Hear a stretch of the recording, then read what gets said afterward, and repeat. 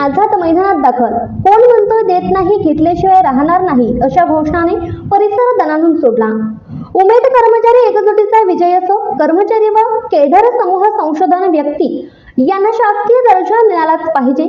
ग्रामीण भागातील गरिबी निर्मूलन करून महिलांचा सर्वांगीण विकास साधण्यासाठी केंद्र शासनामार्फत दीनदयाळ व राष्ट्रीय ग्रामीण जीवनोन्नती अभियान राबवण्यात येत आहे।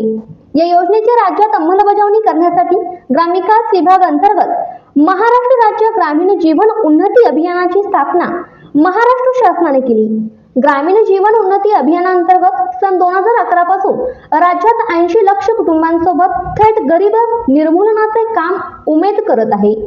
या अभियानातील कार्यरत कंत्राटी अधिकारी, कर्मचारी व समुदाय संसाधन व्यक्ती अनुभवी, प्रशिक्षित, कुशल मनुष्यबळ मागील 12 वर्षापासून केलेल्या कामाची फल आहे।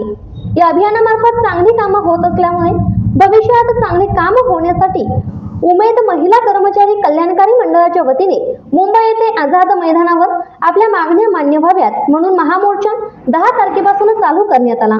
खालील मागण्या: उमेद महाराष्ट्र राज्य ग्रामीण जीवन उन्नती अभियानास ग्रामविकास व पंचायत राज विभागातील शासनाचा एक नियमित विभाग म्हणून आज मान्यता द्यावी व कार्यरत कंत्राटी अधिकारी कर्मचारी यांना शासनाच्या समक्ष पदावर कायमस्वरूपी सेवेत द्यावे, अशा विविध मागण्यांसाठी आंदोलन करण्यात आले।